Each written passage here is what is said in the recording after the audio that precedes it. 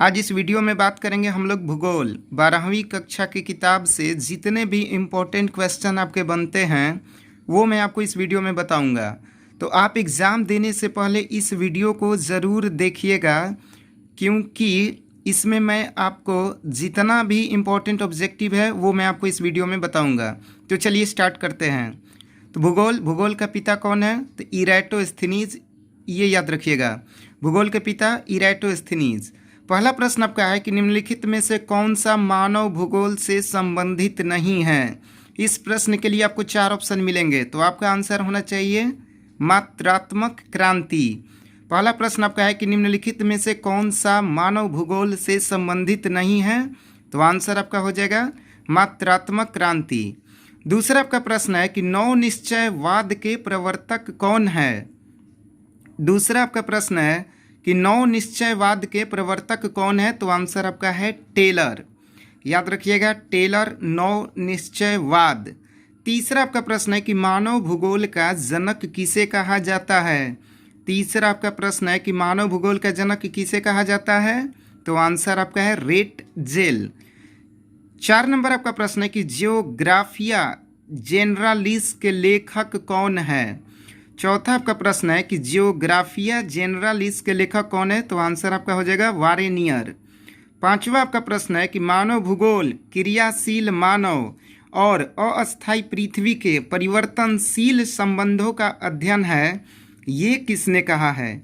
5वां प्रश्न आपका है मानव भूगोल क्रियाशील मानव और अस्थायी पृथ्वी के परिवर्तनशील संबंधों का अध्ययन है, ये किसने कहा है, तो आंसर आपका है कुमारी सैंपल। छठा आपका प्रश्न है निम्नलिखित में से कौन एक जनसंख्या परिवर्तन के कारक नहीं है। चूँकि 4 ऑप्शन आपको मिलेंगे इस प्रश्न के लिए, तो उसमें आपका आंसर हो जाएगा आवास। निम्न में से कौन एक जनसंख्या परिवर्तन के कारक नहीं है, तो आंसर आपका हो जाएगा आवास। 7वां आपका प्रश्न है कि निम्न में कौन सा एक विरल जनसंख्या वाला क्षेत्र है, तो आंसर आपका हो जाएगा ध्रुवीय प्रदेश। 8वां आपका प्रश्न है निम्नलिखित में से कौन एक महाद्वीप में जनसंख्या वृद्धि सर्वाधिक है, यानी कि किस महाद्वीप में जनसंख्या वृद्धि सबसे ज़्यादा है, तो आंसर आपका होगा एशिया। 9 नंबर आपका प्रश्न है कि किस वर्ष विश्व की मानव संख्या 6 अरब हुई। 9 नंबर आपका प्रश्न है कि किस वर्ष विश्व की मानव संख्या 6 अरब हुई, तो आंसर आपका हो जाएगा 1999, यानी कि 1999।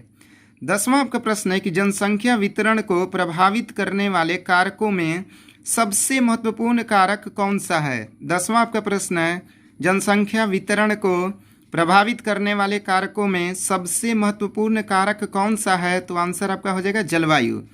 11 नंबर आपका प्रश्न है कि निम्नलिखित में से किस देश का लिंग अनुपात विश्व में सर्वाधिक है, तो आंसर याद रखिएगा लैटविया।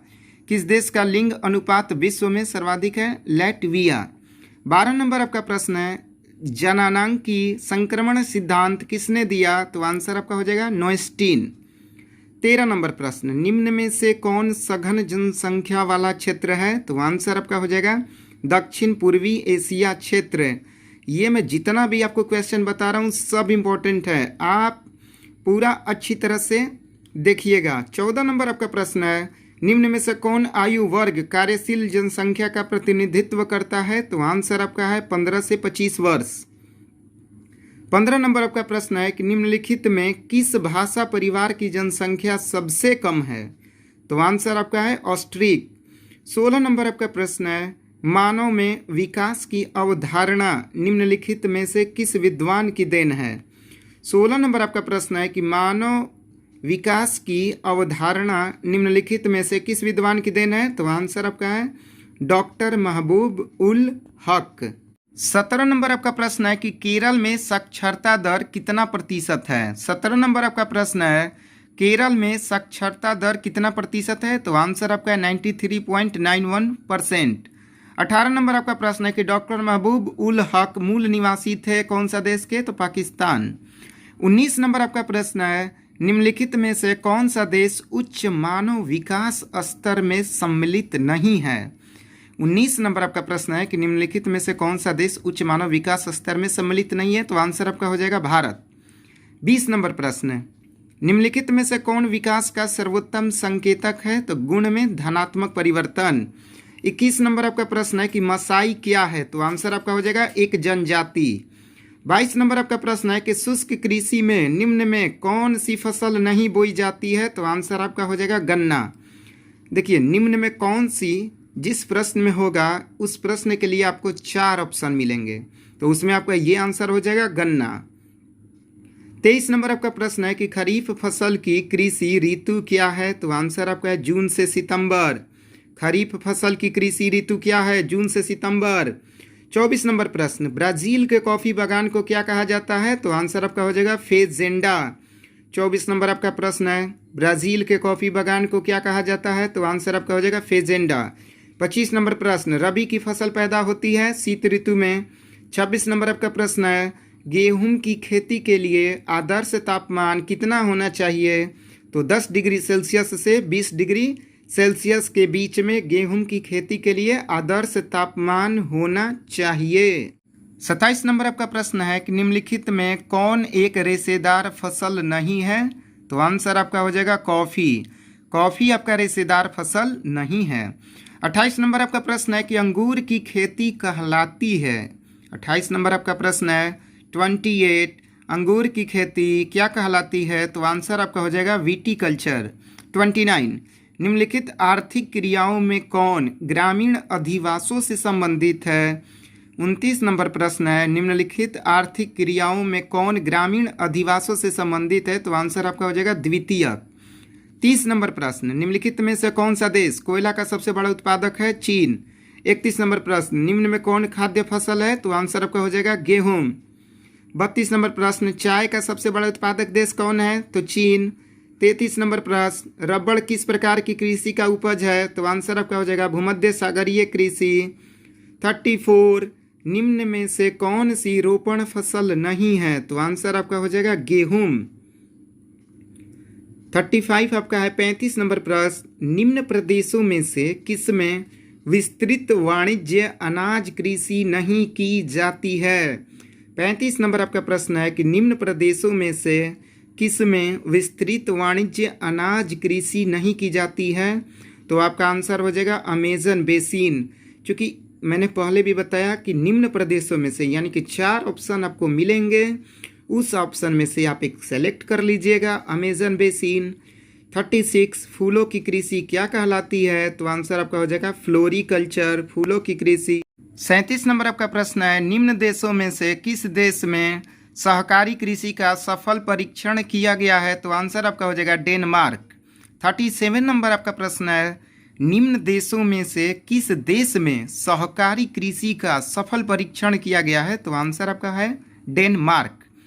38 नंबर आपका प्रश्न है 38, निम्नलिखित में कौन सी खाद्य फसल है, तो आंसर आपका हो जाएगा मक्का।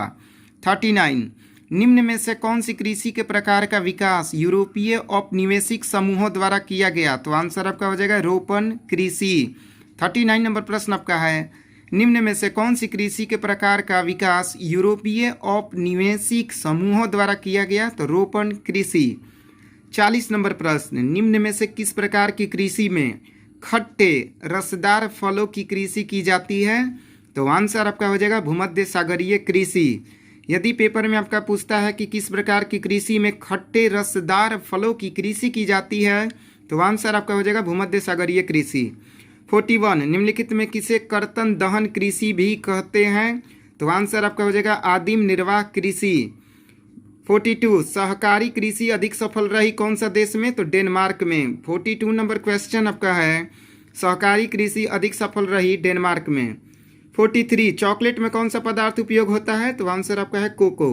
44, निम्नलिखित में से कौन सी एक प्रकार का उद्योग अन्य उद्योगों के लिए कच्चे माल का उत्पादन करता है, तो आंसर आपका है आधारभूत उद्योग।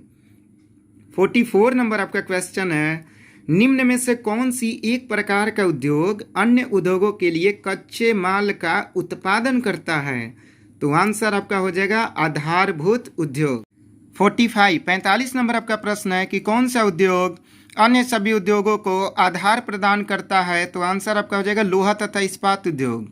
46 निम्नलिखित में कौन औद्योगिक अवस्थापना का प्रमुख कारक नहीं है? तो आंसर आपका हो जाएगा जनसंख्या घनत्व।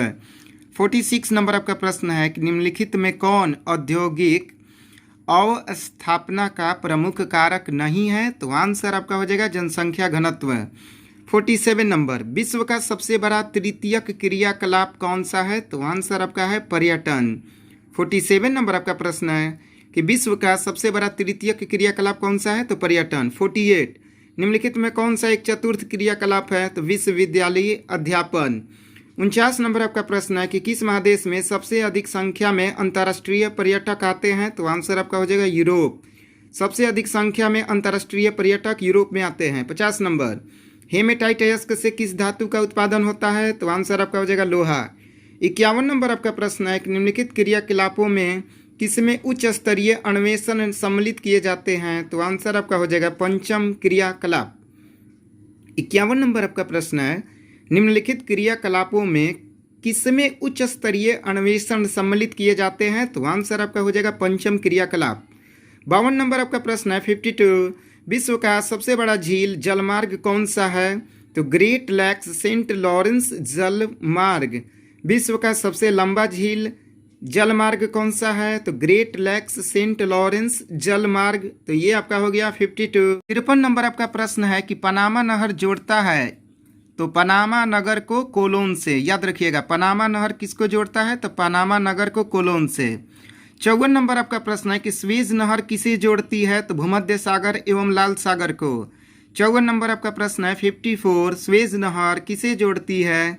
तो भूमध्य सागर एवं लाल सागर को। 55 नंबर आपका है कि संदेशों का आदान प्रदान क्या कहलाता है? तो आंसर याद रखिएगा संचार।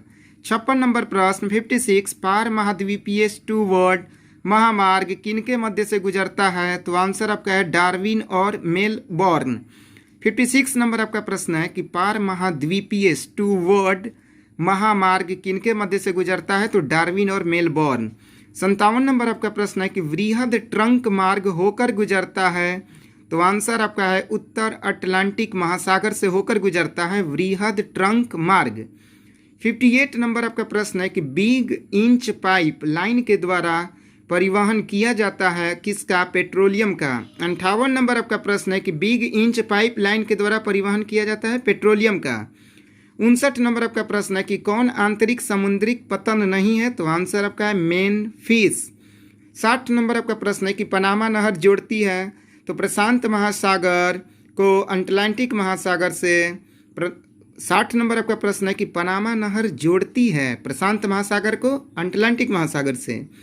61 रेल मार्ग का जाल का सघनतम घनत्व है कौन सा देश में?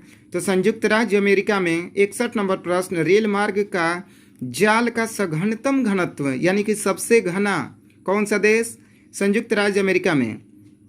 62 नंबर आपका प्रश्न है कि लंबी दूरी तक भारी सामान ढोने के लिए कौन सबसे सस्ता परिवहन साधन है? तो आंसर आपका हो जाएगा जल परिवहन। जल परिवहन सबसे सस्ता साधन होता है। तो लंबे दूरी तक भारी सामान ढोने के लिए सबसे सस्ता परिवहन साधन है जल परिवहन।